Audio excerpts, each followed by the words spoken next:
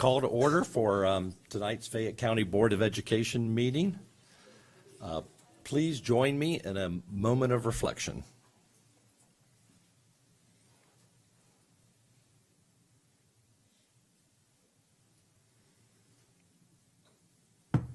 Thank you. Next up, we would like to welcome from Huddleston, the Huddleston Hounds, who are going to lead us in our Pledge of Allegiance. We have Shader Jamaid, Maggie Bowen, Matthew Gardner, Bo Newman, and Patrick Ward. Come on up.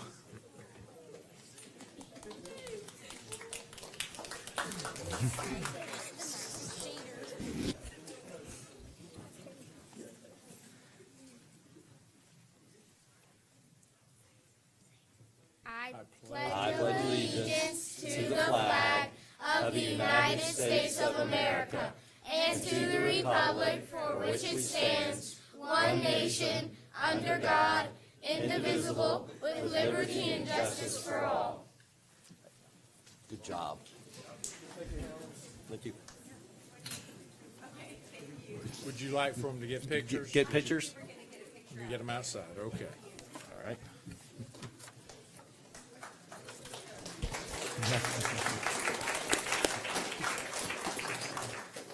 Next up, we have approval of the agenda. Dr. Barrow, are there any changes to the agenda? No changes on the agenda. We would recommend the board approve as submitted. Need a motion and a second. So moved. Second. All in favor? 5-0. Okay. It appears there are no comments from the public. Nobody has signed up for tonight. So we'll move on to our recognitions, and I'll, No, No, what? She went to get the sheet. oh, okay, all right. Go.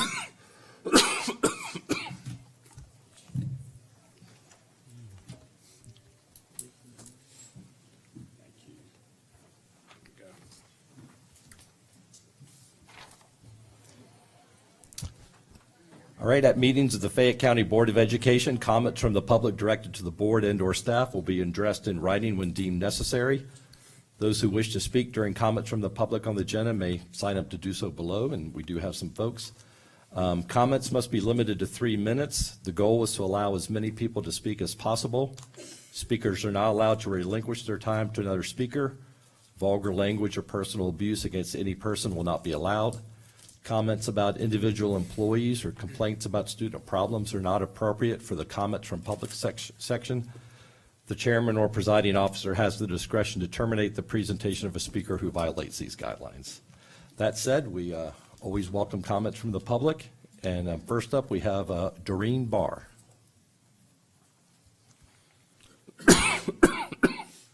Hello. My name is Doreen Barr, and I've always been very active in our school system. I have 4 sons, all who graduated from Starsmill High School with honors. I lost a son, Ryan, to opioids 4 years ago. That all began with a doctor's prescription. In Ryan's honor, I started a nonprofit organization called In Ryan's Name, Inc.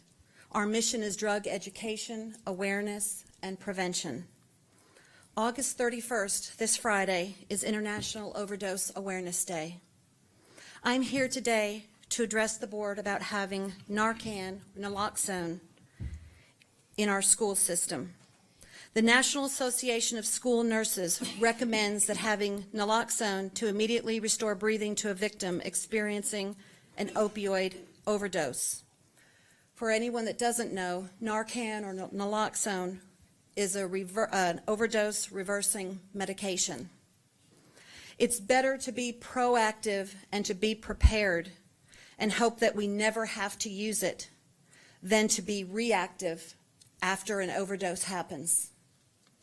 Having naloxone readily available can be compared to having our AEDs or our defibrillators in our gym on the wall and teaching people to do CPR. It saves lives. Time is of the essence when trying to save an overdose victim. Oftentimes it's too late after first responders are called. The Georgia 911 medical amnesty law states that any person acting with reasonable care and in good faith is permitted to administer naloxone to a person believed to be experiencing an opioid overdose. All of these individuals are immune from civil or criminal liability or professional licensing sanction, so long as they act in accordance with the law. The cost of naloxone is a minimal $120. It can also be obtained free of charge from numerous awareness groups. My foundation, in Ryan's Name, Inc., is willing to provide naloxone to all of our schools in Fayette County. I brought with me, I have 4 doses that were given to me, my foundation, from different people that I've met. I also have more information that I would like to leave with you that you can look at in your spare time. I want you to know that every life matters and every student matters. This is my son, and tell me that it's not worth $120 to save someone's life. And especially when you can get it free of charge, my foundation is willing to supply it. I have the information.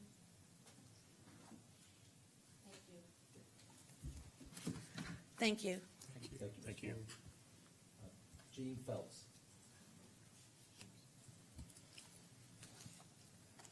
Hi, thank you for letting me speak. I'm Jean Phelps. I'm a mother who had 4 kids in the school district for the past, 14 years. I still have 2 there. 2 graduated, 1 passed away from opioid overdose. And the 2 of us here tonight are not alone. There are quite a few who have. And I'm here also because I'd like to see our school nurses in the high schools at the very least carry naloxone. I have information from Georgia Overdose Prevention where the school can get it for free. There's no doctor's signature needed. It's a standing order. Very simple. And I'd like to leave that with you today, and I'd love to follow up with anyone who has questions. The naloxone, like Ms. Barr said, it's just like the defibrillators in the schools. It's just to help lungs start to work again, just like a heart. Emergency remedy, nothing more, nothing less. It's not harmful, and we'd love for it to be in the schools, to be proactive, not reactive, because you don't want to lose any more lives. Thank you. Thank you. Can I leave this? Ke-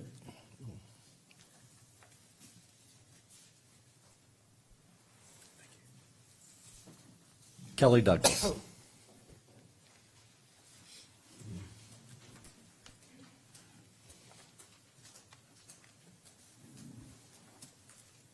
Good evening to you all. Thank you for letting me speak. My children and I have been in Fayette County since 2013 when we relocated from Nebraska. I would like for the board to reconsider one small part of their enrollment policy. And that is, if you relocate within the county, the school board requires you to come in person to bring your lease and/or homeownership documents, your electricity bill, and sign this affidavit, a 12-point affidavit. I would just like to submit in 2019 where we have the availability of email, fax, scan, and everything else we have to do with our children that requires us to take time off of work, that this should not be one of those things. And if you would please reconsider on behalf of every working parent, I would really consider it a personal, not favor, but just it gets to be a lot when you work the same hours, when you have to take off work, when you can't get there over lunch, when 7:30 is not early enough to get to work on time, when you don't have a late day.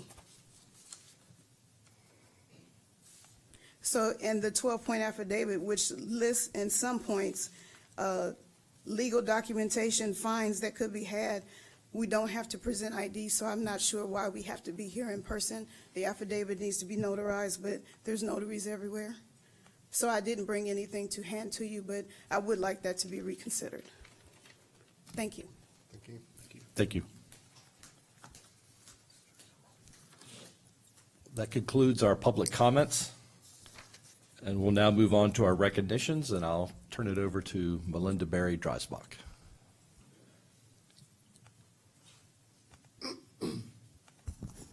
Mr. Chairman, before I get started with my recognitions, I believe we have a proclamation that Mr. Sweat is going to read for Ms. O'Hara and her family. Thank you, Ms. Dreisbach. It's a pleasure to be here tonight, and it's an honor to recognize Kelly Maureen O'Hara, graduate of Starrs Mill High School, 2006. Most of you know her. We have Dan and Karen O'Hara with us, and my oldest son, Adam, who's a member of class of 2006, good friend of Miss O'Hara's, and so he wanted to be here as we recognize her. So I'm fixing to read this proclamation, and I want to thank Dr. Bear and the board for doing this.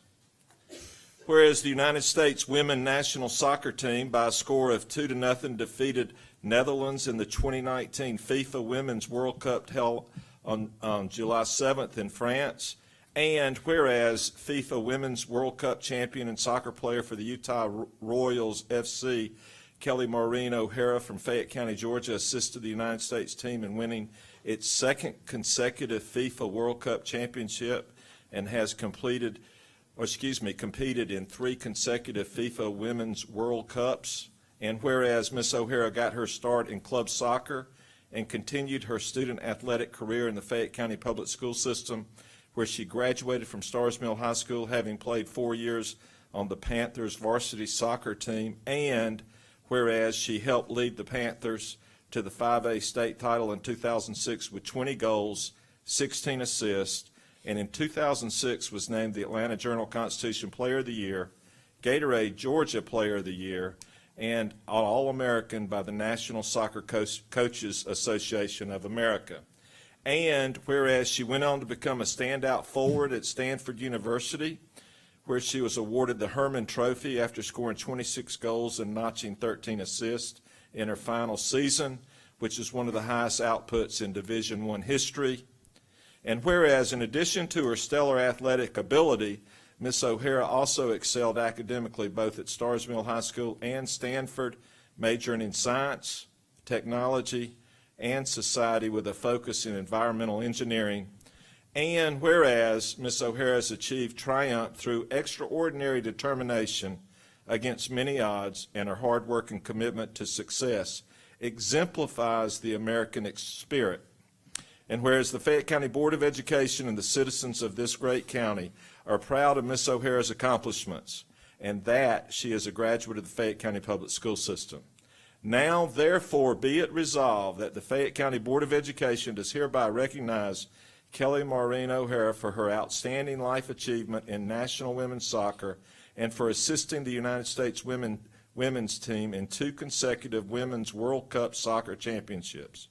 In witness whereof by the members of the Fayette County Board of Education and Superintendent of Fayette County Public School System, done at the Fayette County Board of Education on the 26th day of August in the year 2019. Signed by our board members, as well as Dr. Barra, Mr. and Miss O'Hara. Oh, and one thing else, I was her principal, so I'm very proud of that fact. I want you to know that. So, Mr. and Miss O'Hara, if you'd come forward. Miss Tony, if you'd come forward. And the assistant.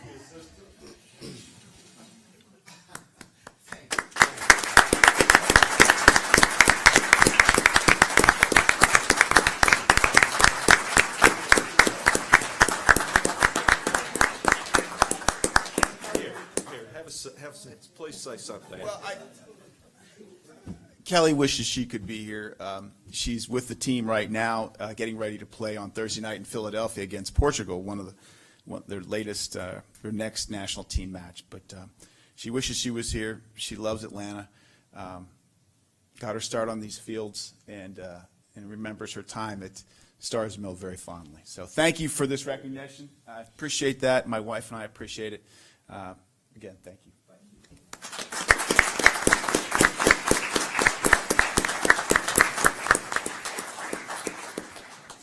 Okay, well, we're going to keep the soccer theme going tonight. We actually have a recognition left over from last year, and tonight we're going to recognize our state champions in boys and girls soccer. So let me just give you a little bit of background before I bring up our first set of team members here. May was a very exciting time here in Fayette County.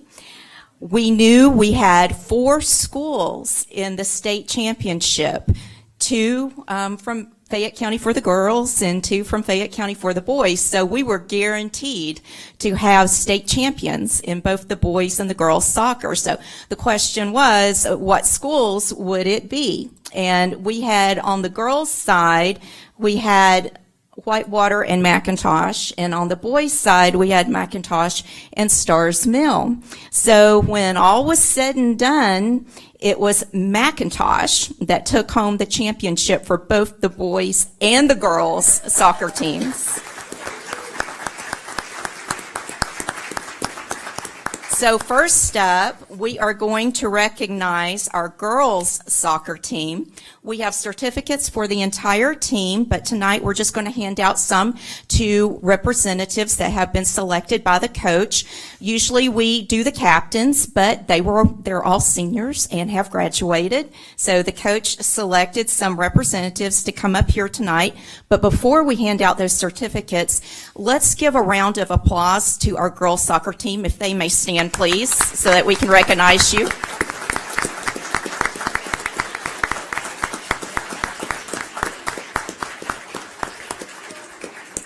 Okay, and receiving certificates tonight at the podium are Juliana Picard, Skylar DeZenis, Morgan Yoakum, and Caitlin Gallabrath. And we have certificates for head coach Casey Kreitner, assistant coach Luke Kreitner, and trainer Zach Hayes-Coaster. Congratulations. And if I may mention too, new this year, we have a photo booth outside with the school system's new logo on it. So it's right outside in the lobby to your right. So after you get your certificates, if you want to go out there and get pictures, feel free to do so. Next up, if we can have the boys team come forward, please, with their coaches. Let's see.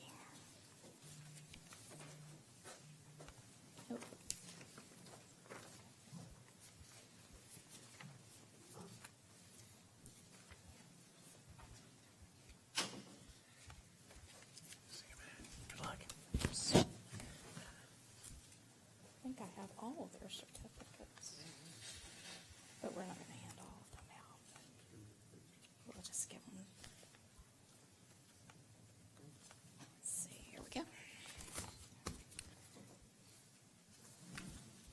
Okay, and here are our boys' teams, and again, their captains were all seniors and have graduated, so the coach selected representatives to come up here tonight to receive their certificates, and let me tell you, this marks the 7th state championship for the McIntosh boys team, and we have the team in the audience, if they may stand, and let's give them a round of applause.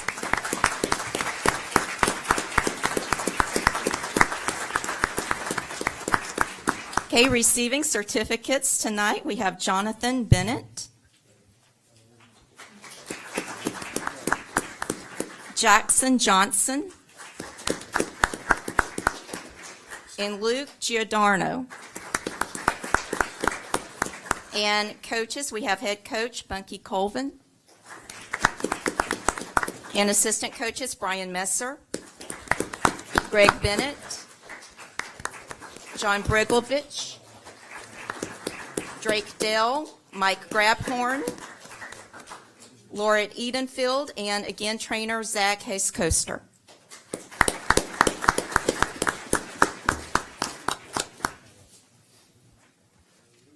Congratulations. Nice job, guys.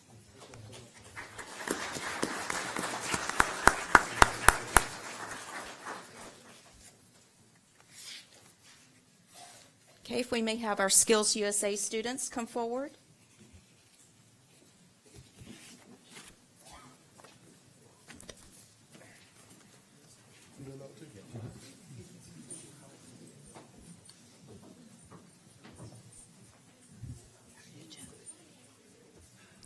Okay, everybody thinks that the summer is a very quiet time in the school system and for our students and our employees, and it's not. Our students and employees, they're taking part in competitions during the summer at the national and international level. And for our Skills USA team at Sandy Creek High School, it has become a long-standing tradition for them to attend the National Skills USA Leadership and Skills Conference, where they always come back with some hardware from that competition. We have students who earn their way to a national or international competition. We recognize them at any level in which they place, because getting to that level of competition is a real accomplishment. And so tonight we're going to recognize 3 students for placing 5th in promotional bulletin board design and presentation. And they are Liberty Harris, Gianna Fan, and Kayla Brooks. And I don't think he was able to make it tonight, but we have one student who participated in his first ever national competition. His name is Brandon Goins, and he placed 25th in t-shirt design and presentation. And their coach is Jeff Dykes. Congratulations. Good job, guys. Okay, next, if I may have Kaylin Bellwood come forward, please.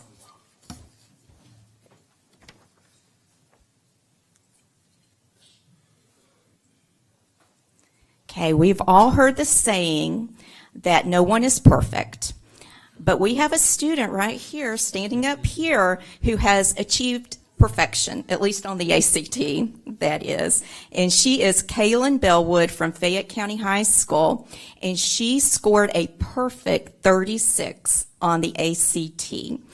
And Kaylin, yes. But there's more. You've got to hear how phenomenal this is. She is among a fraction of a percentage of students who achieve a perfect score each year out of the more than 1.9 million students who took the ACT at the same time as she did. Only 3,741 of them made a perfect score on the ACT. That is phenomenal. And for those of you who do not know what the ACT is a curriculum-based achievement exam that measures what students have learned in school. And a student who scores a 36 you can likely be assured that he or she has the skills and knowledge needed to succeed in their first year of college and get through those core classes without any problem at all. And so we are very, very proud of you, Caitlin, and congratulations on this wonderful achievement.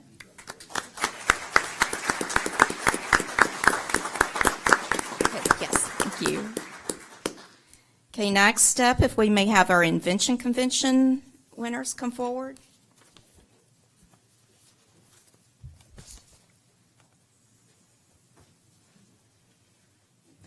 All right, for the 3rd consecutive year, J.C. Booth Middle has had a winner at the Invention Convention U.S. Nationals.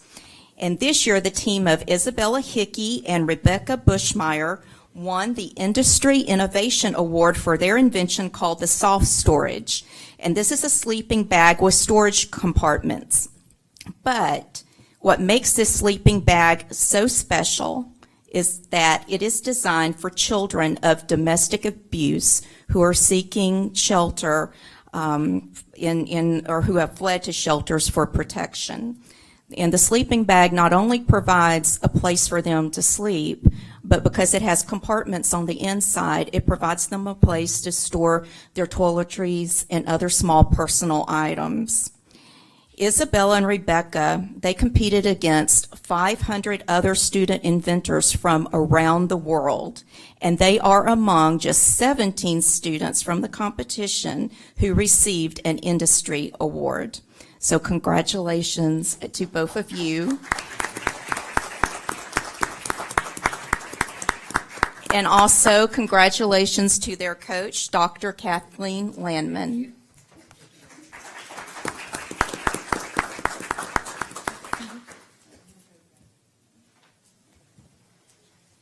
Okay, next up, if we may have our SLED Student of the Year.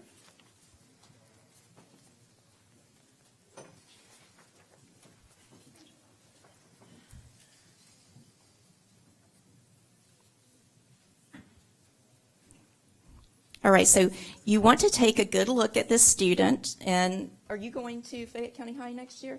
Okay, and so any of you who are from Fayette County High, take a good look at him, because when teachers at Bennett's Mill Middle need help with technology, Cole Gummerson is the one they call on. He's their go-to guy.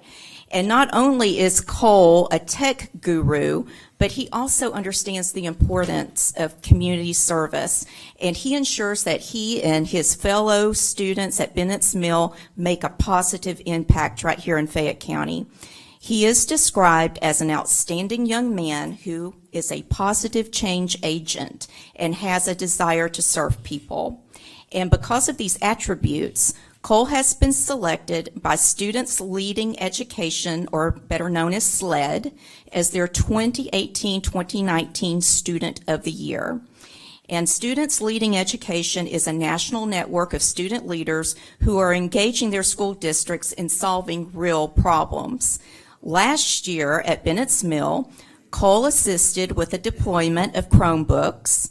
He led the charge in helping students and teachers embrace the new connected room technology, and he led sessions and workshops to teach students, parents, and teachers how technology can enhance learning. And above and beyond that, he has been involved in many fundraisers at the school and in helping students at the school in many different ways. He led a digital and hand-designed holiday card drive, and these cards were delivered to a senior living center here in Fayette County. And he also helped special needs students at the school with a fundraiser they were doing by teaching them how to create marketing materials. And so we want to congratulate him. We certainly understand why he was selected as the SLED Student of the Year, and congratulations to him and to his advisor, Susan Hall. Congratulations.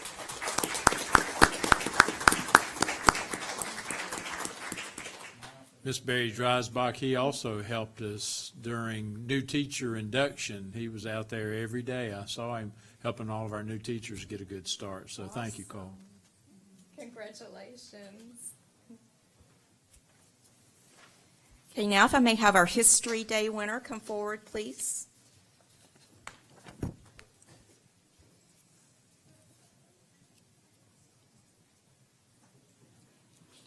After taking first place in the Georgia National History Day competition, Jamina Molina from Sandy Creek High School won an invitation to compete at the National History Day competition this summer in Maryland, and she took sixth place in that competition for Senior Individual Website. And her project focused on scientist Rachel Carson, who helped ban DDT here in the United States. And National History Day is a competition where students work on it the entire year. They do a lot of research. They have to put together a project, and it has to be around a theme. And this past year's theme was Triumph and Tragedy in History. And all projects must include a written component that discusses the reasoning behind the project, the research process, and the significance of the topic to the theme. So there's a lot of work that goes into this, and we are very proud of Jamina. Congratulations. And her advisor, Patience Douglas, is here tonight. Congratulations to you as well.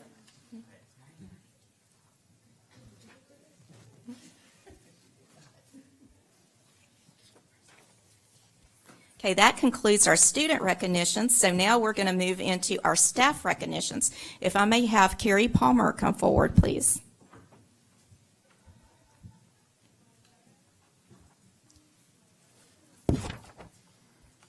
Miss Palmer is a fourth grade teacher at Crabapple Lane Elementary School, and she has been named the 2019 Georgia History Teacher of the Year by the Gilder Lehrman Institute of American History. The award highlights the crucial importance of history education by honoring exceptional American history teachers from elementary through high school.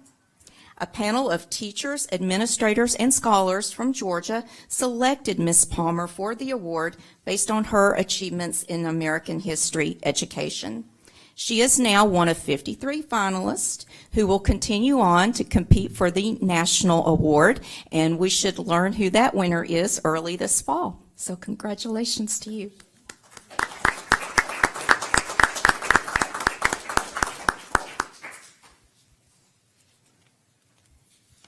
Okay, now if I may have Miss Lori Davis from Star Small High School come forward, please.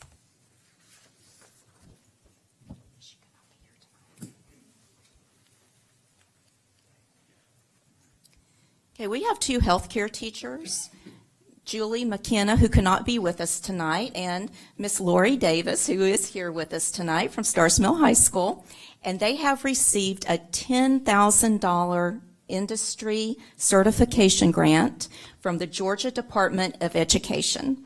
And these funds will be used to achieve health science education industry certification for the school's healthcare science program. And when the program receives certification, notice I said when, not if, but when, it will be the first program in Fayette County to be certified. So we are very excited about that.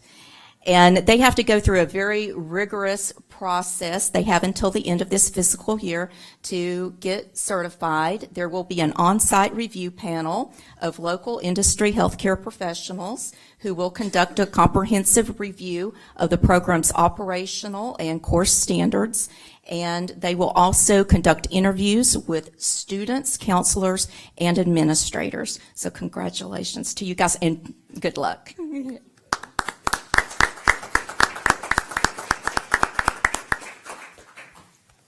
All right, and our last recognition for this evening is again for Stars Mill. If I may have Principal Alan Leonard come forward, please, and his athletic director, Shane Ratliff.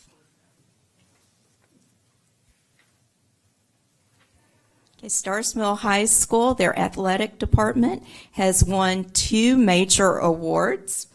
The first one we're going to talk about tonight is from the Georgia Athletic Directors Association. They won the Regions Bank Directors Cup. This is the 4th time in 5 years that they have received this award. And the award recognizes athletic departments in all Georgia High School Association classifications that have excelled and shown superior performance. But that is not all. In addition to having won the state award, Stars Mill is also ranked as having one of the top athletic departments in the nation. Max Preps, which is America's online source for high school sports, has ranked the school as having the 89th best overall academic or athletic program in the nation. And the rankings are determined based on points accumulated for finishing first or second in state finals or finishing in the top 25 national rankings for a particular sport. So congratulations, Mr. Ratliff and Mr. Leonard.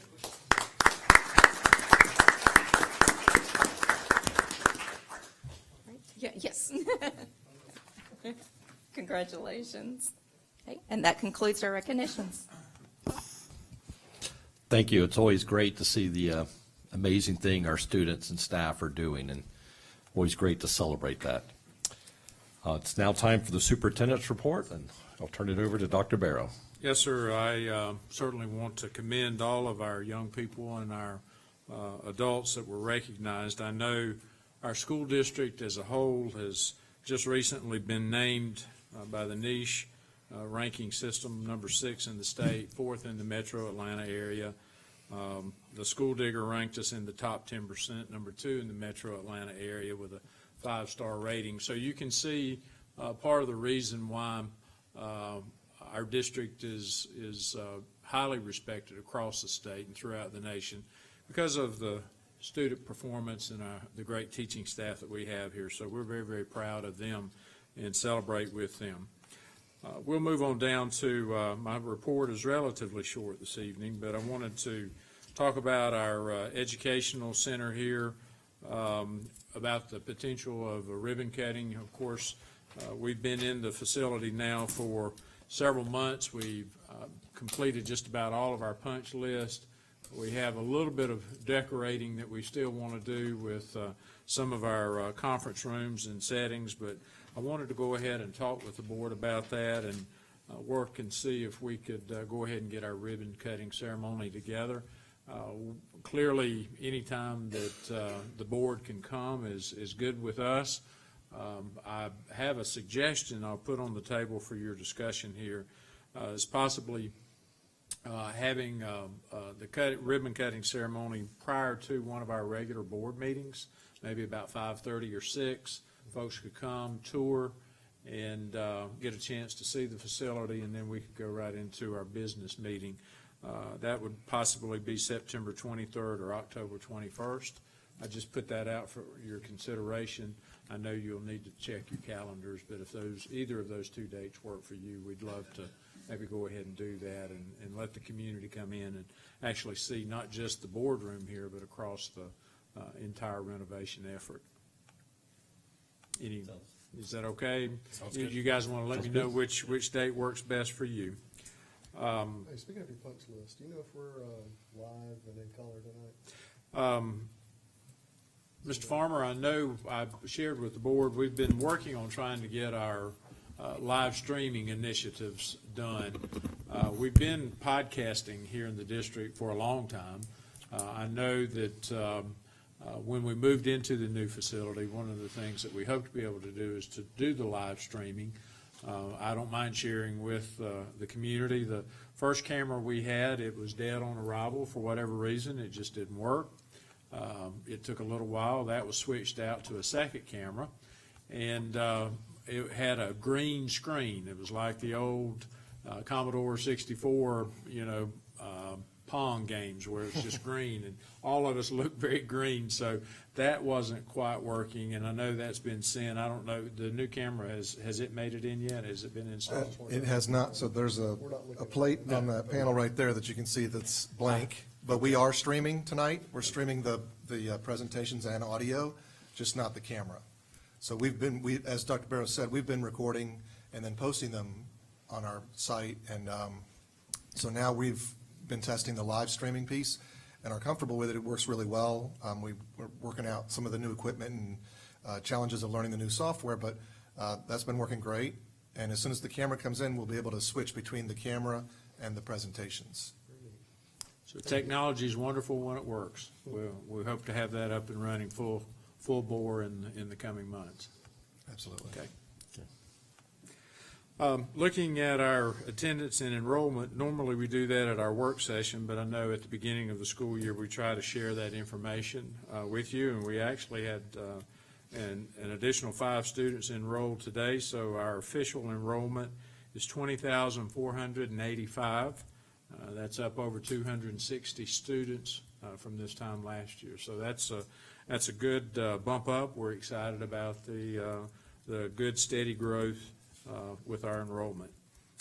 We'll continue to watch this up through Labor Day. We typically have a few more students come in after Labor Day, but we feel confident that we're in a good position to take care of all those and still maintain the class size issues and the settings that the board has set for us. Last but not least, on the superintendent's report, I know the board agreed or approved, wanted to participate in the Georgia School Boards Association governance team application. And our folks pulled a lot of information together, and I want to commend our team, our district office team, for helping to do this, but also want to commend one of our board members, Mr. Raybold. He volunteered to help us with pulling some of that information together with the perspective through the lenses of a board member, and we got that information today. It's just about done. There are a few formatting things that we want to do, but later in the agenda, we'd like to go ahead and have the board approve the application so that we can submit by the due date of the 30th. But I'm excited. This is the first time the board has done this, and It's pretty impressive, the body of work that's been accomplished over the last year.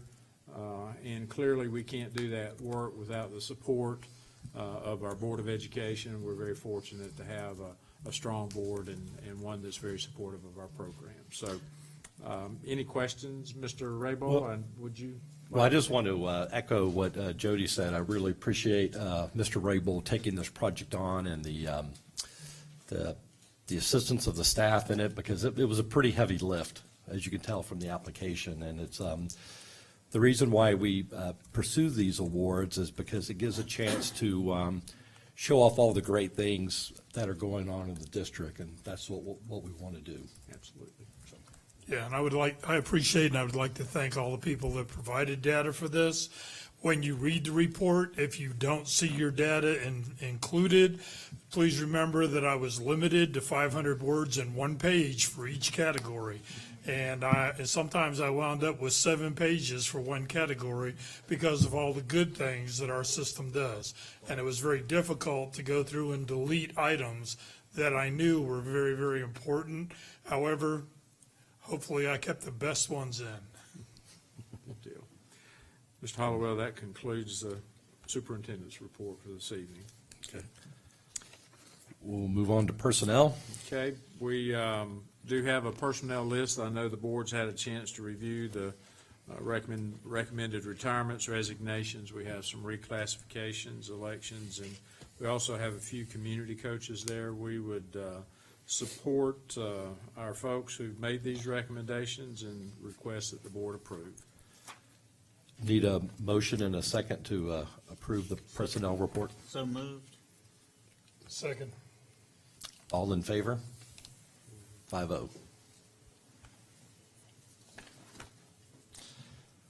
Next on our agenda, we have the financial report. I see Mr. Gray coming. He knew, must have read our minds. I read the agenda. That too. Okay. July, first month of the fiscal year, so there's not a lot to really project on at this point, but first report is the cash on hand, $53.6 million in cash on hand. On the second page, you'll see the breakdown of the operating account, which is $27.8 million, and about $14 million in the general fund and $10 million in local capital projects. If you go on to the next page, that is 1 month of expenditures and revenues. So revenues brought in $10.6 million the first month, and expenditures just over $17 million for the month. Okay. We're projecting fund balance at this point, and not really a lot to talk about with just 1 month of data, but projecting fund balance at the end of the last fiscal year to be a little bit over $23 million.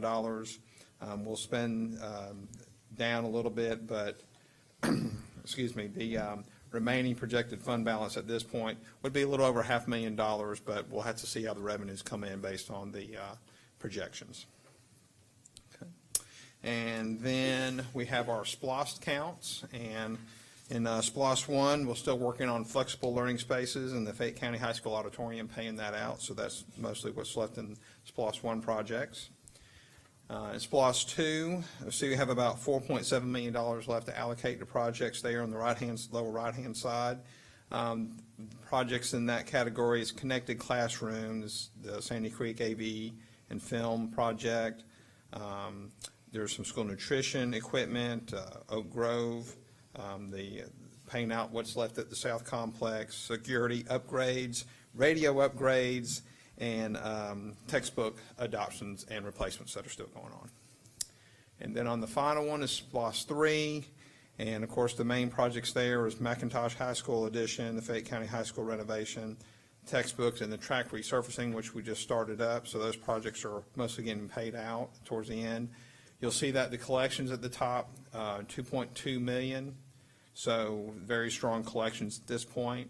On the upper right-hand side of that page, you'll see the bond proceeds being paid down, and I do know that that was in July, and today we made the request for the final drawdown on the bond proceeds, so we've utilized all the bond proceeds at this point. So That's the report. If you have any comments or questions. Thank you, Tom. Okay, thank you. Consent agenda? The consent agenda is there for the board's review. I think we've reviewed all these items. Something, I know Tom mentioned some safety requests from our East Blast. Mr. Sanders shared that with you at our work session. I know the athletic trainer contracts, this is something relatively new, but certainly something we think is incredibly important. I know I was at the McIntosh game Friday night. We had a young man injured there, and thankfully he's fine or going to be okay. But it just emphasized the importance, I think, of having those athletic trainers at our athletic competitions. So most all of the information there has already been reviewed. We would recommend the board approve the consent agenda as submitted. Need a motion to, and a second to approve the consent agenda? So moved. Second. Any discussion? All in favor? 5-0. Next, we got action items. And moving down to the action items, I know this is looking at the Oak Grove Elementary. I know several of you had a chance to go out and take a look at the Phase 1 project that has been completed. But the real bulk of the project, or Phase 2, is now ready for your review. We put the information out to bid. We have a guaranteed maximum price. Basically, in Phase 2, we will have the front of the school moved from the back of the school, so to speak, and we'll have some administration areas, a new full-size gym, which is desperately needed, and a full building renovation. That's something I don't think we've really talked a lot about, but it's the type of renovations that we've been doing for our other buildings that are more than 20 years of age. We anticipate roughly just under $1.7 million of state capital funds, so that's a good thing. We'll get those when the project is completed. But Phase 2, we're requesting, or the board approved, $10,750,000 to complete the Phase 2 project, and certainly we'll open the floor for any questions if the board has any. Need a motion to approve and a second. So moved. Second. Any questions or discussion? I know we talked about this quite a bit at the work session, but. All right, all in favor? 5-0. Moving on to our action item 11B, we have our strategic improvement plan. This is really a 5-year plan. It has been generated after our advanced ed reaccreditation. We've been looking at that report and digesting that. I feel very, very good about our strategic improvement plan. We had one after we first came, and I thought it was solid, but there were some things that we could do to improve that. We feel like we've really focused in on some key work. We have some better performance measures built in. Certainly want to commend all of our folks that helped put this together, and it'll be something that we continue to review over the next 5 years. We would recommend that the board approve the strategic improvement plan as submitted. So moved. Need a motion and a second. Second. Yeah, there's the motion. So moved. Second. Any comments or questions? Well, there's certainly a step in the right direction, It so. is. It's a call breathing for- document. yeah. It's a living document. It doesn't mean that if we see some areas that we need to look and change, and certainly we can do that as we're moving through. Right. All in favor? 5-0.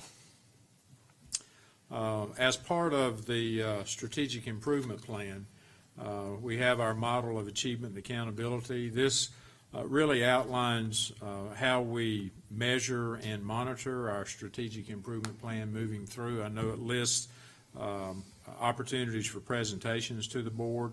This is not meant to be all-inclusive, but it certainly gives us some clarity and some, again, intentional review, and helps us to maintain the accountability that I know the board expects out of us. We would recommend the board approve this year's model of achievement accountability. Need a motion? So moved. Second. Any comments or questions? All in favor? 5-0.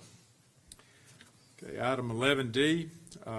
This is something I'm really excited about. We've talked about this a little bit, but we've been working with Georgia Tech, the GTRI, the research institution, and they have a lightning mapping array unit that they've discussed with us. We're actually looking at placing that out at North Fayette Elementary School in order to help with the National Weather Service and understanding more about weather science. We think this is a great opportunity, certainly in our partnership with Georgia Tech. We would recommend the board approve the mapping array installment at North Fayette. Need a motion? So moved. Second. Comments, discussion? Looks cool. Yeah. Looks cool. And to be clear, it doesn't attract lightning. No, yes, sir. We've got all the insurance issues checked off. I think we're all good. All right, all in favor? 5-0. And last on the action item is the school board governance application. And clearly, we think we've got a good, solid application. We would recommend the board approve. Need a motion to approve? So moved.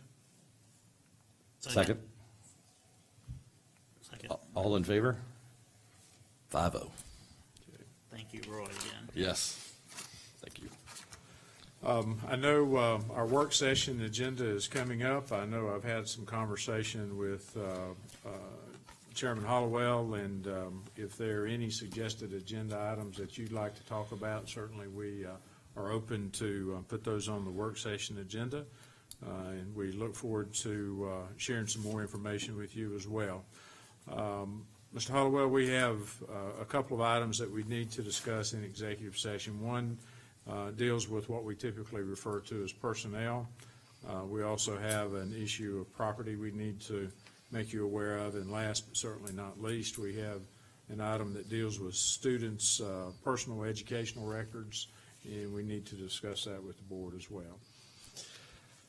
All right, need a motion to move in executive session? So moved. Second. Second. All right, we're adjourned to an executive session. Oh, all in favor, sorry, 5-0.